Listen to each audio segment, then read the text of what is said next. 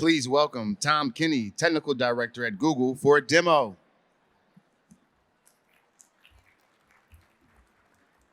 Morning, everyone. This is a fun little place to do this. We got an audience here. We got an audience out there. Walking in, walking out. Everybody doing well this morning? All right.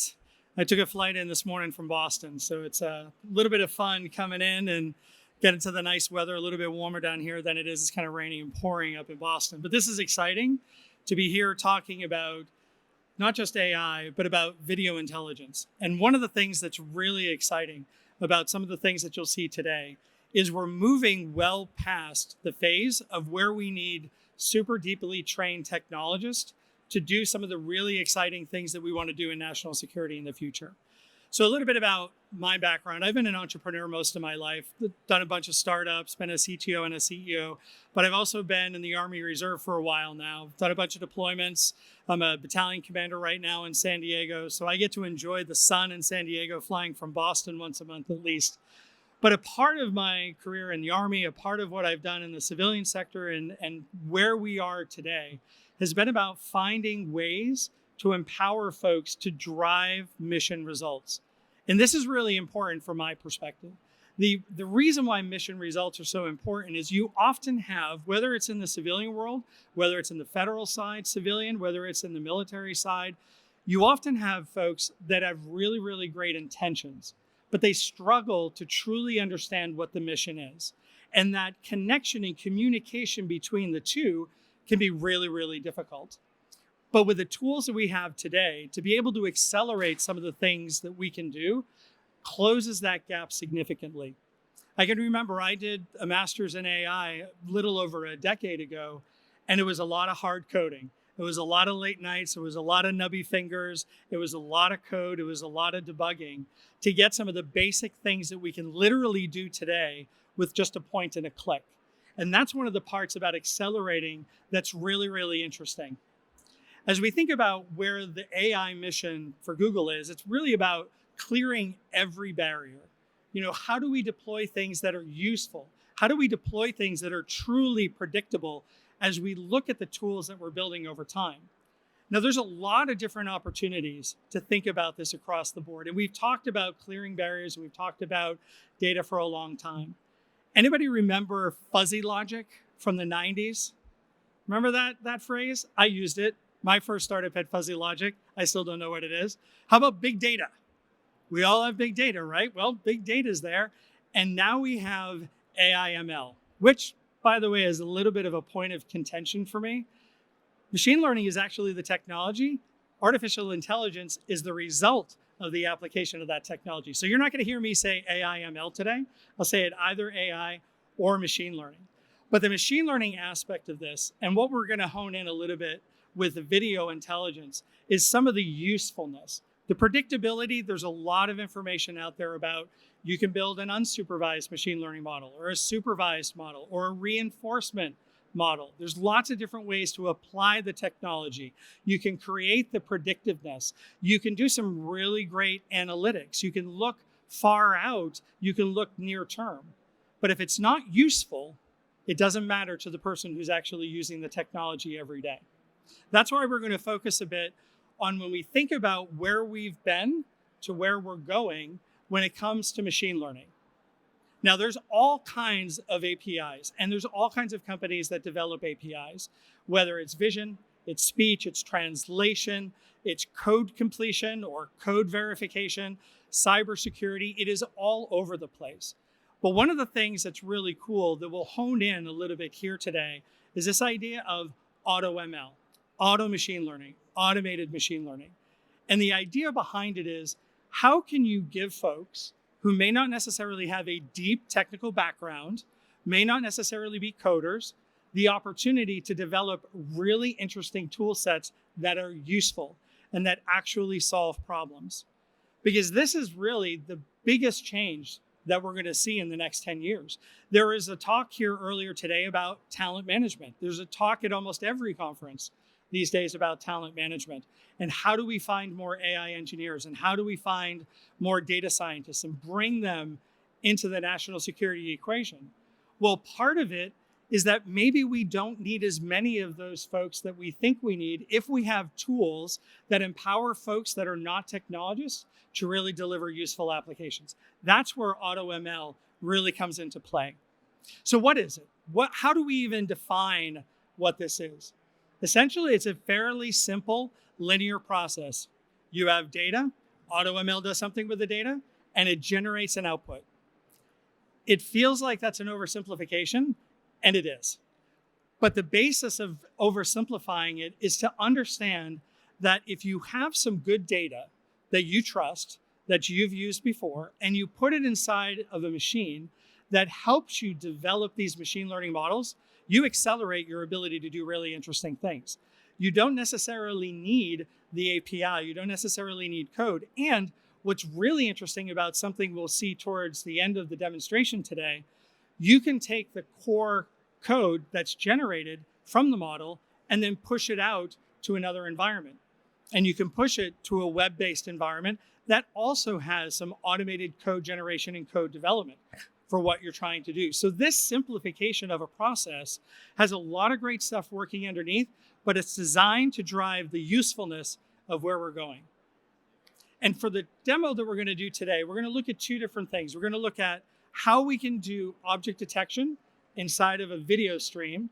And then we're going to look at how we can very, very quickly do a classifier with a machine learning model. And a classifier in the very simple terms is, tell me if it's this or tell me if it's that. Tell me if it's a cat or a dog, a plane or a tank. Those are the types of things that are going to be easier and easier to do over time as we develop some of these capabilities. Now, with the video object tracking, this is the back-end interface. And you see a lot of different images that are here. And look at some of the images with the red squares. Can't really see them super well because of the way the screen is, but each of those little video feeds has little blocks around it. This is a vehicle, this is a truck, this is a stoplight that's there. And all of this is happening on the background with a lot of extra data. And this is a machine learning engineer's kind of world to be able to explore. But what we want to explore is, what are we really going to do with video intelligence alerting? How could we use a system that's going to be able to get after that? So the first is, we have to think about remote monitoring, the usefulness side of what it is that we're promoting. What is useful about video surveillance? Well, if you have to hire one person for every N number of video feeds to watch those video feeds, it's going to be grueling. I remember early in the days of the invasion into Iraq, and I was working as a cybersecurity expert with the Army Reserve, and we were watching like 10 screens at a time. And we're watching just logging come through in those 10 screens. And God help us if we could do more than 2 hours of that a day. It was crazy trying to keep focus. So it was, one, useful that we were getting those feeds coming in from Iraq, but it was not useful because we were missing stuff all over the place. There had to be an automated way. So as we think about our fictional character here, Trent, he's a government official, and he's looking at a whole bunch of situational awareness videos. And being able to sit there and just watch the video and find that needle in a haystack is incredibly difficult. But the more we see video surveillance used around the world, the more and more this becomes important to do it at scale in a way that you're actually useful and effective. But you've got to also be able to deploy these at the edge. You know, the idea of having a massive data center that all of your data flies back to the cloud is something that's a massive paradigm shift for us now. If you think about the devices that we've got today, like the Google Pixel actually ships with a machine learning capability with Tensor. It's a fantastic capability that allows you to do things like translation, language translation on the fly in a denied or disconnected environment. You don't need the cloud to necessarily do the translation on your Pixel device today. And more devices are getting this capability. Our ability to push this further and further to the edge is becoming important. But it also introduces another challenge. The smaller we can make these devices, the more surveillance we can do, the more video feeds we have, the more data consumption we've got, and the more processing load we have. So this concept of federated computing, pushing the compute to where the data actually is a part of the edge discussion. How can we get a machine learning model to the edge to be able to do some of this detection and be able to provide a useful means to identify something that may be interesting to Trent, who's trying to look at all these different devices. And maybe it's a device that's looking at one area, or maybe it's a set of devices that are looking at a supply chain.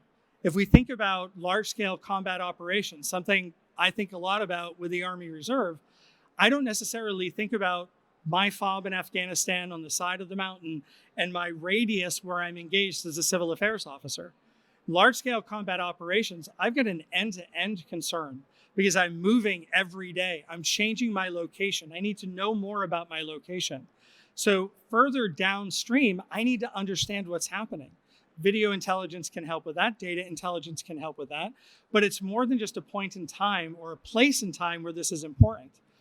To be able to deploy these at the edge, we can't necessarily always train them at the edge, but we can deploy the result of the training. So the ML models, some of these can be huge. A lot of you have heard about how large language models today are everywhere. And there's open source and there's closed source. Some of them are trained with billions, trillions of parameters, and some are very, very small and very easy to use. Gemini Nano, for example, is an LLM deployed onto a Pixel phone. So we can move them to a smaller place, but we train them to be able to deploy them. And as we think about video surveillance, this is another reason why compacting some of this ability is really important to be able to deploy at the edge. Now, the custom video model that's being trained, part of it is with iterative improvements. You won't get it right the first time. And I can say that declaratively. Being able to train a model right the first time means either one, you're assuming that you've done everything right the first time, or two, you definitely missed something when you were deploying. Now, I remember years ago when I used to build models and I was learning how to build models, and the feedback would come back and it would say, yes, I had 100% accuracy rate. And when I was a young engineer, I thought that was fantastic. I got it 100% right the first time. And then my professor would take less than 5 seconds and look at it and say, yeah, but you didn't do this. And then you tweak that and it's like, crap, now I have a 20% accuracy. So one of the things that these tools create for usefulness is the ability to very quickly tweak that. You know, when we think about the iterative improvements, it's not just about the model over time and the large scale backend of Google or the large scale backend of Palantir. It's about how do we do it for the usefulness for the people that are trying to do this in their day-to-day jobs, that iterative action. And then the analytics itself, this can actually help you see what may not actually be in the data. And I'll show you a little bit about why this is important. As we think about the analytics of video today, and you think about object detection inside of those videos, this is a really great way to identify what did you miss? What did you not think of? What do you need to take a closer look at? What is the preponderance of objects that I'm looking at? And this can help inform you from a decision-making process, especially when we go from building something very quickly, very easily, being able to leverage it by a useful person, but then trying to diagnose a little bit more into the data. It helps you understand, how do I need to improve my model? How do I need to maybe make this a little bit better? And the tools are getting so much easier over time to be able to do this.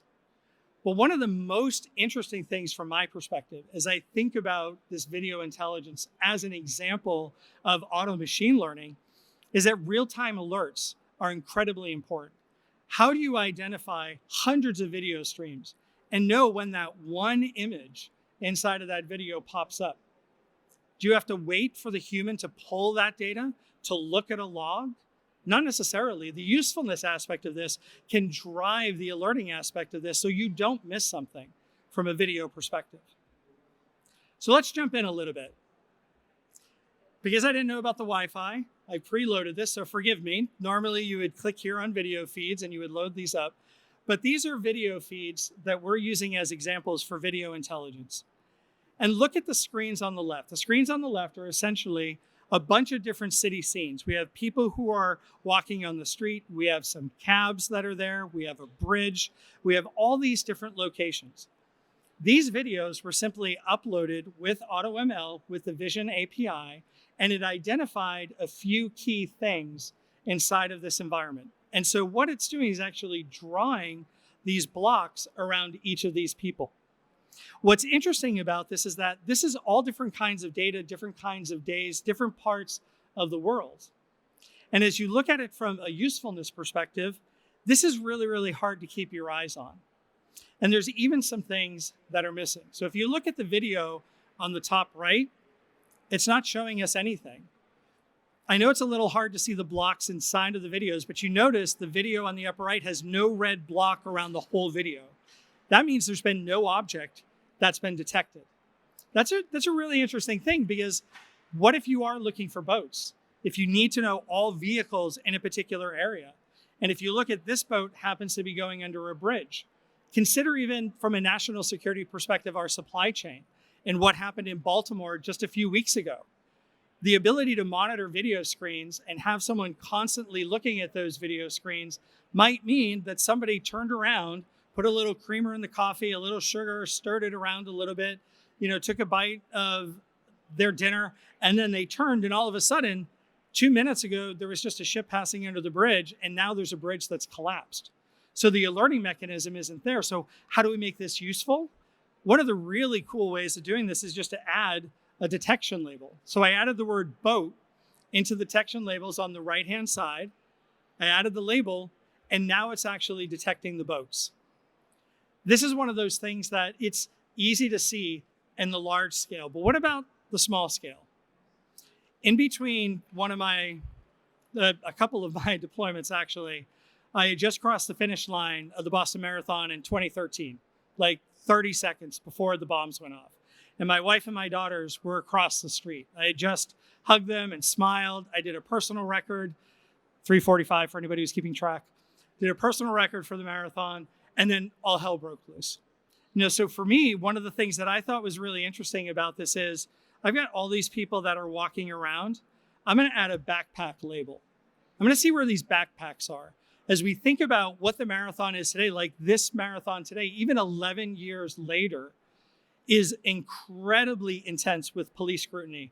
And there are just boots on the ground everywhere. But it is so mobbed. There are so many people, it's virtually impossible for even that many humans to be able to spot every particular threat. And inside each of these videos, you're now actually starting to see where those backpacks are identified. This is as simple as it gets. And all this was using a tool that said, upload some videos for me.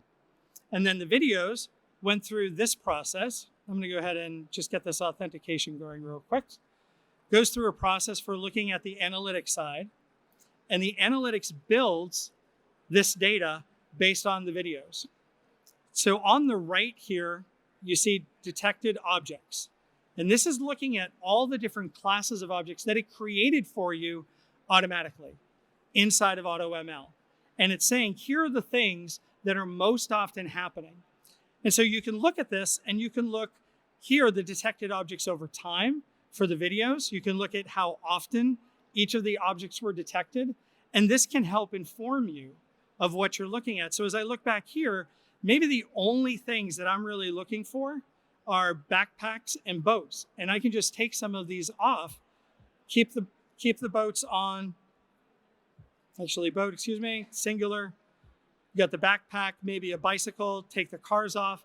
And this is just moving through the model with live stream video that's coming directly to you. Now consider that from a video intelligence perspective, how easy that is to actually replicate with your own use cases. The data is available to us. Then we need to get a little bit deeper. Here's where we can go to the next level and say, we need to go to really understand a little bit more nuance about this. So now we're expanding. We're not just saying, here's a nice little tool for you to use, play with it, have fun with it. Now we can talk about, here's some of the stuff the data scientist is interested in. Here's some of the stuff that the machine learning engineer are interested in. If you look at classification confidence, for example, for the folks who are using this from a useful perspective, they might need to deep down a little bit about what is it that I'm actually seeing? What is this doing for me that I can maybe make even better before I put this into production? These are the types of tools that make it so relatively simple to be able to create these capabilities long term. Inside of this, we've got the vision. We talked about AutoML for vision. But AutoML isn't just for vision. AutoML is also for natural language. This is one of the things that's really interesting. Now, think to yourself, in a situation where you have video, but you also have audio, how do you determine what's being said? How do you determine social gestures? How do you determine interactions at the verbal level? Many times when you see a video, you get those cues from both sides. Something about the way something is said, along with the vision of what is on the screen, help create the real context of what's happening. But we've also got Translate as well. Translating live video coming in, there's a number of companies doing some really great work here that are doing both generative AI, video duplication that translates, but not only does translate, it duplicates the video in a way that your lips and your speech look exactly like you're speaking another language. This is a fascinating place to be. The challenge is, it's one of our greatest national security threats. So the double-edged side of this sword is that these tools are so easy. They are very, very easy to implement and to use, and they don't necessarily have to be perfect. Large companies, publicly held companies, you kind of almost got to be perfect. A nefarious actor, a non-state actor, you don't necessarily have to be perfect to be effective. The interesting thing about thinking about machine learning and automating this was in 2021, it was the chief data officer and head of AI for SOCOM, and we did a hackathon. And the new version of the large language model from OpenAI had come out. It was called GPT-Neo. It was an open source version of what we know as ChatGPT today. And I wanted to find out, if I put a bunch of people in the room, I put a couple of field grade military officers, a couple of folks from the Intel community, and a person who was a contractor who was a project manager. And I put them all in a room and I said, what can you do with this open source library? And I gave them a little bit of a head start with a little how-to guide of how to do it. And within a week, they were able to build a large language model that was able to create content like a third world nefarious actor would, or like a large state actor would, very, very quickly. That was an eye-opener to me. So then we went to the second half of the hackathon and said, all right, now I want you to do something with video. And there were some tools available, there were some Python libraries available, and it was just a total fail. And that was interesting because now we're just 3 years later, and what they would have done in that hackathon would have been so easy. So these technologies are translating so quickly to useful tools that it's really, really hard to keep a track of what's going on. So I'm going to move over to one last demo I'm going to show you. And this is called Teachable Machine. One of the things that is really great about all these proliferation of tools is that a lot of them are free. And this is built with Google, an arm that creates useful tools that people can play with. And the Teachable Machine side of this says, we want to give you the ability to maybe work with some images or work with some audio. And in this case, even work with posing, knowing where your body position is. For each of these, there's predefined models that are available, and being able to develop these is relatively simple. I'm going to walk you through that. So if we were to create a brand new project, we do an image project, and we get two different options here. And for mine here, I'm going to choose just a standard image model. And what it does is it shows you just two classes. And the reason for two classes is you always want something to compare to. But I'm going to make it relatively simple. I'm going to add some pictures to class 1 because this is an image classifier. And I'm going to add some fighter jets to this class. Loads up the samples. I'm going to call this fighters. And then over here, I'm going to add some other kind of aircraft, and I'm going to add some cargo jets. And these are just simple curated images that exist that are either coming from your library, or in this case, some of these are Gemini auto-generated, and some of these are pictures from Shutterstock. And then I'm going to do a third one. I'm just going to add another class. So these are our cargo. And I'm going to add a third class, because if we're thinking about detecting threats in large-scale combat operations, civilian aircraft are going to be really important to understand where they are as well. So I'm going to add this as civilian. So this is relatively straightforward. I made a hypothesis. I said, I've got a bunch of images. Some of them are fighter planes, some of them are cargo planes, and some of them are civilians. I want to be able to give you an image, this system, and you tell me what kind of aircraft it actually is. So I've got my images in place. There are a number of different options we can choose, but I'll leave that alone for now. And I'll just click to train the model. Model's trained. That's all it took. Now, granted, if we're doing this for real, I'd have hundreds of pictures in each of these, and it would take a little bit longer. But for demonstration purposes, this is what we've got. And interestingly, for demonstration purposes, the aircraft is not the speaker. So I'm going to change that from webcam to file. For those of you that are paying attention, I am a pilot, but I am not the actual aircraft. So we're going to go in here. We're going to look at some of my test images. And let's start with an F-16. F-16 comes back, and if you can make that out on the bottom right here, we've got about a 98% accuracy that this is a fighter plane. And this is all it took to get to that point. Very, very straightforward. If we come in here and say, all right, well, what about a C-17? It kind of is like a fighter because it's got some of the same characteristics, but I've got a high confidence that it's also a cargo plane. And this is literally, you saw this just pointing and clicking. This is totally available on the web right now today. Anyone can use it. There's no behind the scenes magic going on. And if I try here, because we wanted the civilian planes as well, it's interesting to see that some part of the model thinks this is more of a fighter jet than a C-17. And this is a Cessna. And I can guarantee you there's no fighter part of a Cessna. But it does say that it's mostly civilian. And if you look here, this is a Cirrus aircraft, which is also a personal aircraft. And you've got a little bit more weight on the cargo side of the model, which makes sense because if you understand the useful loads between the two, the Cirrus can carry more than the Skyhawk. So these models are performing well, and they're performing very quickly. The great part about what we can do next is we can tweak this. I built this a little bit earlier with some of these advanced models to get better accuracy. And the more you do with these models, the more you can tweak it, and you can't break it either. The more you tweak it with the models, the more accurate you get. And when you're ready, this is the fun part of now empowering even more usefulness for folks.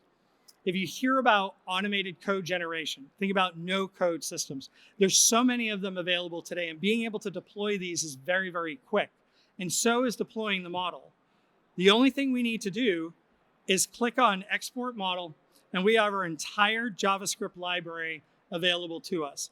And we can take it in JavaScript, TensorFlow, we can do it in Keras, which is another language, or we can push it directly with TensorFlow Lite to an Android device and take it out with us into the field. Take a picture of an aircraft on your Pixel and have it give you that same feedback. And you built it all in less than 5 minutes. Now, there is a lot more work to do. There should be more photos. There should be a little bit more QA on this, but this is how simple it is to get started. We're very, very excited about how quickly this entire ecosystem is transforming. The world is going at such a great pace. I'm excited to see how much is actually possible with people who are the subject matter experts now, who can couple with the deep scientists when they want to get the products out the door, develop that POC. Show me an idea that you have. Get something up and running quickly. Get with folks who can get even deeper into the data, then build a production quality system, all with no-code, low-code systems across the board.